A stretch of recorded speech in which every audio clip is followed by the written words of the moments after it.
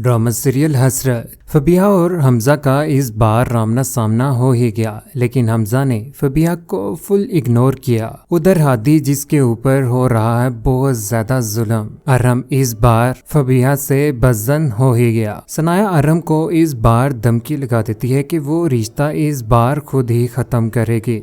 आने वाली किस की मुकम्मल कहानी में आप सभी दोस्त देखेंगे। फरहीन और शहीन बेगम तो इस बार फबिहा के घर में ऐशो इशरत के साथ रह रहे होते हैं। यहाँ पर उन्हें खाना खिलाया जाता है और उधर रात भी हो जाती है। रात के वक्त यहाँ पर फरहीन इस बार हमजा को बुला ही लेती है। कहती है कि हम लोग फबिहा के घर में आए हुए हैं, यहाँ पर हम लेट हो गए। अम्मीजान भी कह रही थी कि हमजा को बुला लो, बेहतरी इसी में है कि वो हमें घर तक ड्रॉप कर देगा। ये बात सुनने के बाद हमजा इस बार लेने के लिए फरहीन और शहीन बेगम को पहुंच जाता है घर में। जैसे ही वहां पर पहुंचता है तो इस बार फबिहा यहाँ पर दरवाजा खोलती है। शहीन बेगम हमजा को यहाँ पर देखकर हक्की बक्की बहुत ज्यादा खुश होता है। यहाँ पर हमजा भी, हमजा के चेहरे के ऊपर किसी किस्म की कोई भी परेशानी नहीं होती। यहाँ पर फबिहा जैसे ही हमजा का चेहरा देखती है तो वो हक्की बक्की रह जाती है कि आज हमजा अपनी जिंदगी में बिल्कुल खुश है, उसे जरा भी उसकी फिक्र नहीं है। यही बात इस बार फबिहा को अंदर ही अंदर से खत्म कर देगी कि हमजा तो इस बार अपनी जिंदगी में आगे बढ़ ही चुका है। लेकिन फबिहा भी तो अपनी जिंदगी में आगे बढ़ ही चुकी हुई है।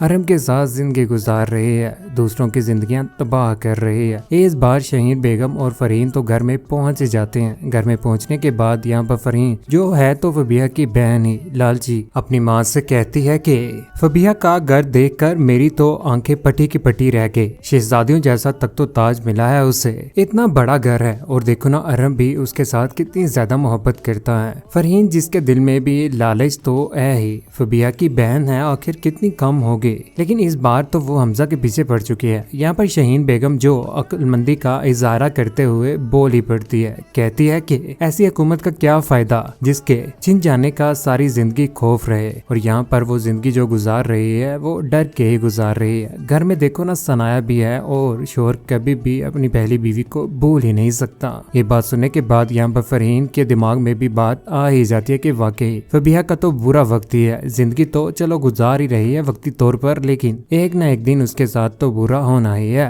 उधर अरम घर वापस आ चुका है और साथ हादी को भी लेकर आया हुआ है। जैसे वो घर में आता है तो यहाँ पर फबिहा जो हक्की बक्की रह जाती है कि आजकल क्यों नहीं बात कर रहा। यहाँ पर अरम खामोशी से आकर लेट जाता है। यहाँ पर फबिहा उसके पास बैठकर सोचो में है घूम। लेकिन इस बार अरम उसे भी बता देता है कि सनाया की माँ की डेथ हो चुकी हुई है। ये बात सुनने के बाद हक्की बक्की तो फबिहा भी रहती ही है कि वाकई उसकी जिंदगी तबाह हो चुकी है। माँ भी चली गई, देखो शोहर भी नहीं रहा उसके पास। उधर बार बार सामना हो रहा है फबिहा के साथ अरम का, लेकिन अरम उसके साथ बिल्कुल भी बात नहीं कर रहा। यहाँ पर फबिहा परेशान हो चुकी है। अरम तो बिल्कुल भी घर में नहीं रह रहा, लेकिन हादी घर में है। हादी का बिल्कुल भी अच्छे तरीके से ख्याल नहीं रख रही फबिहा। खाना पूछता है लेकिन उसे खाना भी नहीं मिलता। रात के वक्त जब अरम घर नहीं आता तो रात के वक्त वो बाहर ही सोफे के ऊपर ही सो रहा होता है। सुबह जैसे ही होती है तो वहाँ पर अरम जैसे ही पहुँचता है तो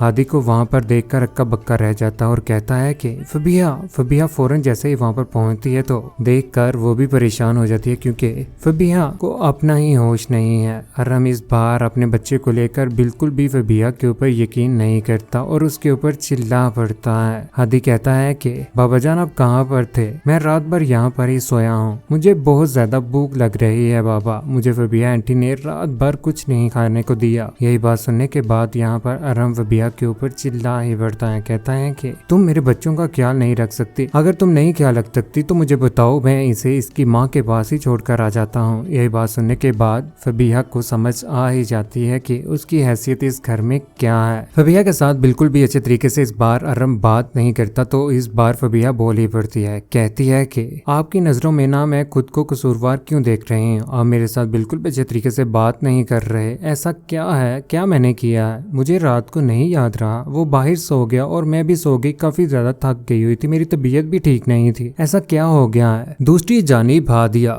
जिसे इस बात का पता चल चुका है कि घर से सनाया निकाल दी गई है और उसकी माँ भी अल्लाह को प्यारी हो चुकी है। जिसके बाद वो अपने ही भाई के ऊपर टूट पड़ती है, कहती है कि आपको हो क्या गया है। उस औरत ने आपकी आंखों के ऊपर ऐसी झूठ की पट्टी बांधी है कि आपको कुछ भी नहीं नजर आ रहा भैया। जिस दिन आपको समझ आएगी ना और ये झूठ सब कुछ, उस दिन आप पछताएंगे। सनाया के साथ जिस तरह से आपने जुल्म किया है ना एक दिन आपके सामने आकर ही रहेगा। हादी इस बार अपने भाई को खरी खरी सुना ही देती है। बहुत ज्यादा परेशान हो चुका है यहाँ पर अरहम भी, आखिर करे तो करे क्या। उधर सनाया की याद, हरीम की याद और यहाँ पर हादी के साथ भी जो जुल्म हो रहा है, फबिहा को लेकर भी इस बार परेशान हो चुका है कि फबिहा वाकई ही इस काबिल नहीं थी जितनी उसने इज्जत दे दी। अरहम को ये बात वक्त के साथ साथ समझ तो आएगी ही, लेकिन तब वक्त गुजर चुका होगा। उधर इस बार मुलाजिम भी बता देंगे कि घर में हमजा और इसकी मामा भी आए हुए थे। उधर बार बार कॉल कर रहा है अरहम सनाया को और उसे मनाने की कोशिश कर रहा है, लेकिन इस बार सनाया बोल पड़ते कहती है कि आपकी वजह से मेरी माँ चली गई और मेरे बच्चों के ऊपर भी जुल्म हो रहा है, मैं कभी भी आपको माफ नहीं करूंगी।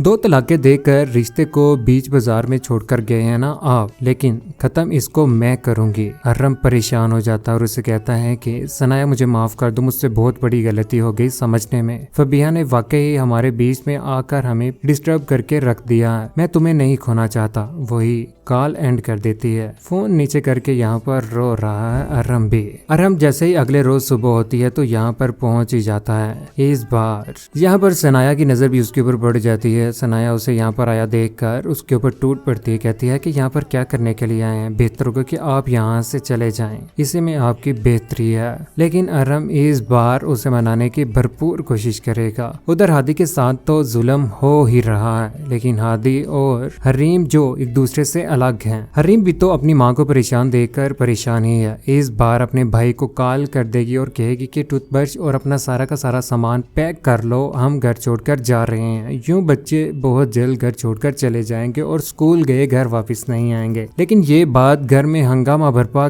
कर ही देगी। फबिहा जिसके ऊपर जिम्मेदारियां डाली हुई थी, फबिहा बिल्कुल भी उसका ख्याल नहीं रखती थी बच्चों का। उधर सनाया भी घर में पहुंच जाती है, जहाँ पर वो जाकर कहती है कि इसी फबिहा ने मुझसे आपको दूर किया और बच्चों के साथ भी इसी ने जुल्म किया। यहाँ पर चिल्ला पड़ता है अरहम, कहता है कि खामोश हो जाओ, मुझे बच्चों को तलाश करना है। इस बार बच्चों की तलाश शुरू हो ही गई। बच्चों की तारीख पैदाइश लिखकर पोस्टर बनाकर जगह जगह लगाए जाएंगे, बच्चों को तलाश किया जाएगा। लेकिन अरहम ने बहुत ज्यादा गलत किया है सनाया के साथ, और उस फबिहा ने सनाया और अरहम और उन 2 बच्चों के साथ गलत किया है। इस बार फबिहा की गलती सबके सामने आने ही वाली है। अरहम के सामने जब फबिहा की हकीकत आएगी कि शुरू से लेकर आज तक वो हारून मिर्जा के पीछे पड़ी हुई थी पैसे के लिए, और उसके बाद आप काबू में आ गए और आपके साथ निकाह करके आपके बच्चों और आपकी बीवी को आपसे दूर कर दिया। यूं फबिहा का तो बुरा वक्त आएगा ही हकीकत इस बार सामने आने के बाद। उधर हमजा और फरहीन की मोहब्बत इस बार अरूज पर है। मोहब्बत का इजहार दोबारा से कर ही देती है यहाँ पर फरहीन भी, क्योंकि बार बार वो बातों से हमजा को समझाने की कोशिश तो करती है, लेकिन हमजा को समझ नहीं आती। इस बार साफ साफ कह देती कि मैं आपसे मोहब्बत करना शुरू हो चुकी हूँ। बेहतरी इसी में है कि मेरी माँ भी मेरा रिश्ता ढूंढ रही है और आपका भी। बेहतर है कि हम दोनों एक दूसरे के साथ निकाह करके हंसी खुशी जिंदगी गुजार सकते हैं और मैं कभी भी आपको परेशान नहीं करूंगी। यूँ हमजा और फरहीन तो एक हो ही जाएंगे। उधर फबिहा जिसका इस बार बच्चा जाया हो जाएगा और उसके बाद वो तो बाहो बर्बाद होकर घर छोड़कर भी जाने वाली है। सनाया और अरहम बहुत जल्द एक होने वाले हैं। कौन कौन चाहता है कि सनाया को अरहम को माफ कर देना चाहिए, क्योंकि सनाया की जिंदगी जिस तरह से चल रही है, माँ भी चली गई कहीं अपने साथ ही ना नुकसान करवा ले। आप सभी दोस्तों की क्या राय है, नीचे कमेंट सेक्शन में अपनी मोहब्बत भरी राय का इजहार जरूर कीजिएगा। चैनल को सब्सक्राइब करने के बाद बेल का बटन जरूर दबाइएगा। अपना ख्याल रखिएगा, दुआ में याद रखिएगा। अल्लाह हाफिज।